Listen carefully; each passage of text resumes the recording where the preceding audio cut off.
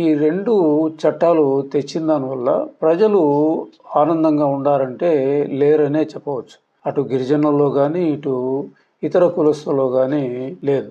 ఎందుకంటే అంతకుముందు ఈ చట్టాలు రాకముందు వాళ్ళు వీళ్ళు అంతా కలిసి అన్నదమ్ముల్లాగా ఒక ఫ్యామిలీ లాగా గడిపేవాళ్ళు. ఇప్పుడేమైందంటే మిత్రభేదం పెట్టినట్టు వాళ్ళకొక విధానము, వీళ్ళకొక విధానము అనేటువంటి పద్ధతిలో పెట్టినారు. రెండోది, వాళ్ళ అభివృద్ధిని చేయకుండా వాళ్ళ భూములు వాళ్ళకే అమ్ముకోవడానికి కూడా లేకుండా చేసినారు. అది అమ్మితే గిరిజనులకే అమ్మాలా, లేదు ప్రభుత్వం ఉండే మార్కెట్ రేట్ల కన్నా ఇచ్చేటువంటి పద్ధతి పెట్టినారు. కాబట్టి నా యొక్క ముఖ్య సలహా ఏమంటే, ఆ ఏరియాలో ఇప్పుడు 80% వాళ్ళు ఉన్నారు, 20% ఇతరులు ఉన్నప్పుడు వాళ్ళను కూడా ఒకే స్థాయిలో ఒకే బంతిలో ఏ విధంగా వడ్డిస్తామో ఆ విధంగా వాళ్ళకు కూడా అభివృద్ధి చేసి ఉంటే చాలా బాగుంటుందని నేను అభిప్రాయపడుతున్నాను. మిగతా వాళ్ళ యొక్క అభిప్రాయం కూడా అదే.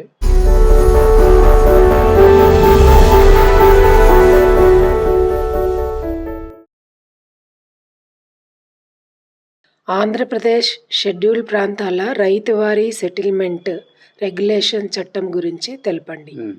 ఇది ఆంధ్రప్రదేశ్కి సంబంధించినటువంటి షెడ్యూల్ ఏరియాలకు లేక షెడ్యూల్ ఏజెన్సీలకు సంబంధించినటువంటి భూముల రెగ్యులేషన్ చట్టాన్ని గురించి ఈ చట్టాన్ని తేవడం జరిగింది. ఈ చట్టము 1970లో తేవడం జరిగింది. దీన్ని 170 యాక్ట్ అని కూడా పిలుస్తారు అనమాట.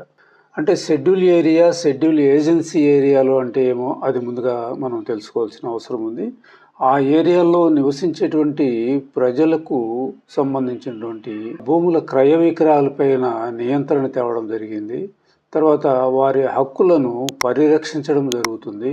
తర్వాత వాళ్ళ భూములు ఇతరులు కొనుగోలు చేయకుండా కొన్ని నిబంధనలు, తర్వాత వీరికి వైద్య సదుపాయం కానీ, విద్యా సదుపాయాలు కానీ కల్పించడము, ప్రత్యేక కార్యక్రమాల ద్వారా వారిని అభివృద్ధి చేయడము వంటి చట్టంలో తేవడం జరిగింది. అంటే ముందుగా ఈ వేటిని షెడ్యూల్ ఏరియాలుగా, ఏజెన్సీలుగా ప్రకటిస్తారు అంటే, ఏదైనా ఒక మండలంలో కొన్ని రెవెన్యూ గ్రామాల్లో కానీ లేదా కుగ్రామాల్లో కానీ, కుగ్రామాలు అంటే ఒక రెవెన్యూ గ్రామంలో 10 నుంచి ఒక 20 గ్రామాలు కలిసి ఉండేటువంటి పరిస్థితి ఉంటుంది.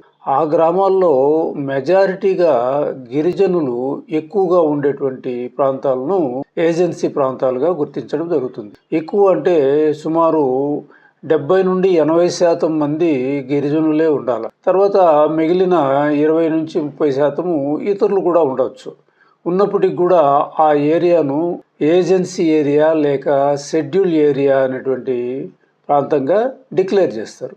ఇవి డిక్లేర్ చేసేది ఎవరంటే, భారత రాష్ట్రపతి సంతకంతో ఈ భూములన్నీ కూడా ఏజెన్సీ ఏరియాల కింద డిక్లేర్ చేయబడతాయి. అంటే వీళ్లకు ప్రత్యేకంగా ప్రత్యేక చట్టాలు ఉంటాయి, ప్రత్యేక డెవలప్మెంట్స్ ఉంటాయి. ఇవన్నీ విధి విధానాలను ఈ చట్టంలో కల్పించడం జరిగింది. అంటే గిరిజనులు అంటే ఏమనేది ముందుగా తెలుసుకోవాలి. గిరిజనులు లేదా ఆదివాసీలు అంటే ఎవరు ఏంటారంటే సవరలు ఎక్కువగా ఉంటారు. అదేవిధంగా గదబ జాతికి చెందినటువంటి వారు, జాతపు జాతికి చెందినటువంటి వారు, కోయ, గోండులు, చెంచులు, తర్వాత కొండదొరలు, తర్వాత లంబాడీలు, వీళ్ళు ఉండేటువంటి ప్రాంతాలను ఏజెన్సీ ప్రాంతాలు లేక షెడ్యూల్ ఏరియా ప్రాంతాలుగా డిక్లేర్ చేయడం జరుగుతుందన్నమాట. మన ఉమ్మడి ఆంధ్రప్రదేశ్లో తీసుకున్నట్లయితే ఆంధ్ర ఏరియాలో ఒక 5 షెడ్యూల్ ఏరియాలుగా గుర్తించడం జరిగింది. మొట్టమొదటిది రంపచోడవరము, రెండోది కోట రామచంద్రాపురము, మూడోది వచ్చేసి పాడేరు, నాలుగోది వచ్చేసి సీతంపేట, ఐదోది వచ్చేసి పార్వతీపురం మండలంలో ఉండేటువంటి కొన్ని ప్రాంతాలను షెడ్యూల్ ఏరియాలుగా ప్రకటించడం జరిగింది. అదేవిధంగా తెలంగాణ ఏరియాలో చూసుకున్నట్లయితే ఉట్నూరు మండలం ఒకటి, భద్రాచలము మండలం ఒకటి, ఏటూరి నాగారం మండలం ఒకటి, మన్నూరు మండలము కలిసి ఉంటాయి. అంటే ఈ మండలం అంతా కూడా ప్రకటించరు. ఆ మండలంలో ఉండేటువంటి ఎక్కువ శాతము గిరిజన జనాభా కలిగినటువంటి ప్రాంతాలనే డిక్లేర్ చేయడం జరుగుతుంది. వాళ్ళ యొక్క జియోగ్రఫిక్ ఏరియా కూడా సపరేట్గా గుర్తించడం జరుగుతుంది. అంటే వాళ్ళు ఎంతవరకు ఉన్నారు అనేటువంటి ప్రాంతాలను గుర్తించడం జరుగుతుంది. అయితే వీళ్లతో పాటు ఇతర కులస్తులు కూడా, తక్కువ మైనారిటీలో ఉండేటువంటి కులస్తులు కూడా ఉంటారు. అయితే వీళ్ళ యొక్క ముఖ్య ఉద్దేశం ఏమంటే, వీళ్ళ భూములు పరాధీనము కాకుండా, వీళ్ళ ఆస్తులు పరాధీనము కాకుండా చట్టాలు తేవడం జరిగింది. మొట్టమొదట 1959లో ఒక చట్టాన్ని తేవడం జరిగింది. ఆ చట్టాన్ని ఏమంటామంటే ఆంధ్రప్రదేశ్ షెడ్యూల్ ఏరియా భూమి బదలాయింపు రెగ్యులేషన్ చట్టము అని అంటాం. దాని తర్వాత 1970లో కూడా ఇదే చట్టాన్ని కొంచెము దాన్ని సవరణ చేస్తూ ఇంకా కొంచెము ఎక్కువ నిబంధనలు పెట్టి దీన్ని తేవడం జరిగింది. ఈ రెండు ఒకే రకమైనటువంటి నిబంధనలతో కూడినటువంటి చట్టాలు. వీటిలో ఎలా ఉంటుందంటే ఈ చట్టాల ప్రకారము ఒక గిరిజనుని భూమి గిరిజనులకే అమ్మాలి తప్ప ఇతరులకు అమ్మరాదు అనేటువంటి ఒక షరతు. గిరిజనేతరులు అంటే ఇతర కులస్తులు, కమ్మ కావచ్చు, కాపు కావచ్చు, రెడ్డిస్ కావచ్చు, ఇతరంగా కులస్తులు, వాళ్ళు ఆ భూములను కొనుగోలు చేయరాదు. ఇతరుల భూములు అమ్మాలంటే గిరిజనులకు మాత్రమే అమ్మాల్సినటువంటి పరిస్థితి ఉంది. ఇతర కులస్తులు ఆ గ్రామంలో ఉండేటువంటి ఆ ఇతర కులస్తులు కూడా అమ్మేటువంటి హక్కు లేదు అందులో. ఒకవేళ ఇతర కులస్తులు అమ్మాలనుకుంటే గిరిజనులకే అమ్మాల. అయితే వాళ్ళు కొనుగోలు చేయలేనటువంటి పరిస్థితి ఉన్నప్పుడు ప్రభుత్వము ల్యాండ్ అక్విజిషన్ కింద అక్వైర్ చేస్తుంది. అంటే భూసేకరణ కింద ఏ విధంగా అయితే చట్టం ఉంటుందో ఆ విధమైనటువంటి చట్టాన్ని ఉపయోగించి వాళ్ళకు ఆ భూమికి కావాల్సినటువంటి నష్టపరిహారాన్ని చెల్లించడం జరుగుతుంది. ఇది ముఖ్యంగా భూములపైన ఉండేటువంటి నిషేధము.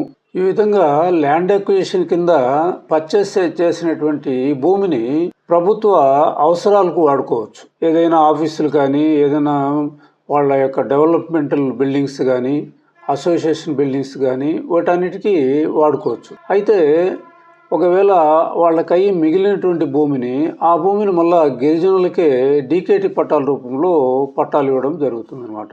కాబట్టి వీళ్ళు క్షేమమే కాకుండా అందులో ఇంకా 20% ఇతరులు ఉన్నారు కదా, వాళ్ళ పరిస్థితి ఏమి, వాళ్ళ భూముల యొక్క పరిస్థితి ఏమి అంటే వాళ్ళు పట్టా భూముల్లో వాళ్ళు సాగు చేసుకోవచ్చు. కానీ ప్రభుత్వం నుండి వచ్చేటువంటి పట్టాల పైన నియంత్రణ ఉంటుంది. కానీ 1948లో ఎస్టేట్ అబాలిషన్ యాక్ట్ తేవడం జరిగింది. ఆ ఎస్టేట్ అబాలిషన్ యాక్ట్ 1948లో వచ్చినప్పుడు దానికంటే ముందు 6 సంవత్సరాలుగా ఎవరైతే ఇతరులు సాగు చేసుకుంటూ ఉన్నారో వాళ్లకు ఆ చట్టం వచ్చిన రోజుకు రైతువారి పట్టాలు ఇవ్వడం జరుగుతుంది. అది ఇతరులు కావచ్చు, తర్వాత ఎస్టీలు కావచ్చు, ఎవరైనా కావచ్చు. రెండవ సందర్భంలో ఈ 2 యాక్ట్లు వచ్చిన తర్వాత ఈ 2 ఒకే విధమైనటువంటి సారూప్యాన్ని కలిగి ఉన్నాయి. అందువల్ల వీటిని 2/70 అని కూడా యాక్ట్ అని కూడా పిలుస్తారు. ఈ 2/70 యాక్ట్ ప్రకారము వచ్చినటువంటి నుండి అంతకుముందు 8 సంవత్సరాలుగా ప్రభుత్వ భూములు ఏదన్నా సాగు చేసుకుంటూ ఉన్నట్లయితే ఆ భూములు కూడా రైతువారి పట్టాలు ఇతరులకు మంజూరు చేయడం జరుగుతుంది. ఒకవేళ పొరపాటున వేరే వాళ్ళ గిరిజనుల భూములను ఆక్రమించుకొని నేను 8 ఏళ్లుగా సాగు చేస్తున్నాను అనేటువంటిది ఏదన్నా తేలినట్టయితే విచారణలో ఆ పట్టాను మళ్ళా తిరిగి రద్దుపరిచేటువంటి అధికారం కూడా ఉంటుంది. కానీ వీటన్నిటిని గిరిజన అభివృద్ధిని చూసుకునేదానికి కేంద్ర ప్రభుత్వము కొన్ని ఐటీడీఏలను ఏర్పాటు చేయడం జరిగింది. ఐటీడీఏ అంటే ఇంటిగ్రేటెడ్ ట్రైబల్ డెవలప్మెంట్ ఏజెన్సీ అని అర్థం అన్నమాట. తెలుగులో సమీకృత గిరిజనాభివృద్ధి సంస్థ అని అర్థం వస్తుందన్నమాట. ఇది యొక్క పని ఏమంటే గిరిజనుల సంక్షేమను మెయిన్ ఎయిమ్ గా తీసుకొని ఉంటారన్నమాట. గిరిజన సంక్షేమ శాఖకు సంబంధించినటువంటి కొన్ని ఆఫీసులు, విద్యా శాఖకు సంబంధించినటువంటి కొన్ని ఆఫీసులు, వైద్య శాఖకు సంబంధించినటువంటివి, వ్యవసాయ శాఖకు సంబంధించినవి, గ్రామీణ అభివృద్ధికి సంబంధించినటువంటి శాఖలను ఏర్పాటు చేసి ఆ శాఖల్లో కొంతమంది సిబ్బందితో కలిసి ఒక పెద్ద ఆఫీసు లాగా తయారవుతుంది. ఈ ఆఫీసుకు హెడ్ వచ్చేసి ఐఏఎస్ అధికారి హోదా కలిగినటువంటి ఒక ప్రాంతీయ అధికారిని నియమించడం జరుగుతుంది. ఆయన డైరెక్టర్ క్యాడర్ కానీ, డిప్యూటీ డైరెక్టర్ క్యాడర్లో కానీ ఉంటాడనమాట. ఈ ప్రాజెక్టు ఆఫీసరు అన్ని శాఖలకు సంబంధించి వాళ్ళందరినీ సమన్వయపరుచుకొని పాలనను కొనసాగించడం జరుగుతుంది. ముఖ్యంగా వీళ్లకు అత్యాధునిక పద్ధతుల్లో వ్యవసాయం చేయించడము, ఉద్యానవన పంటలు పండించడము, పాడి పరిశ్రమను అభివృద్ధి చేయడము, విద్యా వైద్య సదుపాయాలు కల్పించి మంచి హాస్పిటల్స్, మంచి గిరిజన స్కూల్స్, హాస్టల్స్ ఇవన్నీ ఏర్పాటు చేయడము వీళ్ళ యొక్క ముఖ్యమైనటువంటి పనుల్లో ఇది ఒకటి. ఏ విధంగా ఆర్థికంగా వీళ్ళు పైకి వస్తారు, ఏ విధంగా తేవాలి అనేటువంటి ఆలోచనలతో వాళ్ళు పనిచేయడం జరుగుతుంది. ముఖ్యంగా గిరిజన ఏరియాల్లో ఉండేటువంటి భూగర్భ ఖనిజాలు కానీ, విలువైనటువంటి ఖనిజాలు కానీ వాళ్ళకే కాంట్రాక్టు ఇవ్వాల్సినటువంటి పరిస్థితి ఉంటుంది. అంటే దాంట్లో వచ్చేటువంటి ఆదాయం అంతా కూడా వాళ్ళు యొక్క సంఘాలనే పంచుకునేటువంటి అధికారం వాళ్ళకి ఇవ్వబడింది అనమాట. కానీ వాళ్ళు భూగర్భం నుండి వెలికి తీయాలంటే కష్టంతో కూడి ఉంటుంది కాబట్టి ఇతరులకు ఏమన్నా కాంట్రాక్ట్ ఇవ్వచ్చునా అంటే ఇతరులకు కాంట్రాక్ట్ ఇచ్చేదానికి కాదనమాట. ఆ చట్టంలో ఉన్నటువంటి నిబంధనల ప్రకారము ఆ ప్రభుత్వం చేయాలి, లేదంటే వాళ్ళన్నా చేయాలి. అందులో వచ్చినటువంటి ఆదాయాన్ని ఈ ఖర్చులు పోను మిగిలినటువంటి ఆదాయాన్ని అంతా కూడా వాళ్ళ యొక్క సొసైటీలకే ఇచ్చి ఆ సొసైటీలను బలోపేతం చేయడమే వీళ్ళ యొక్క ముఖ్య ఉద్దేశం. కాబట్టి ఒక్కొక్క గిరిజన ఏరియాకు ఇప్పుడు మనకు 5 మండలాల్లో ఆంధ్రప్రదేశ్లోను 4 మండలాల్లో తెలంగాణలో ఉన్నాయి కదా. అయితే ఒక్కొక్క దానికి ఒక్కొక్క ITDA అనేటువంటిది ఏర్పాటు చేయడం జరుగుతుంది. ముఖ్యంగా ఇది సెంట్రల్ గవర్నమెంట్ స్కీమ్ కాబట్టి భారతదేశం మొత్తం మీద 192 ITDAలు పనిచేస్తూ ఉన్నాయన్నమాట. ఇవన్నీ కూడా 18 రాష్ట్రాల్లో ఉండేటువంటి 5 ITDAలు.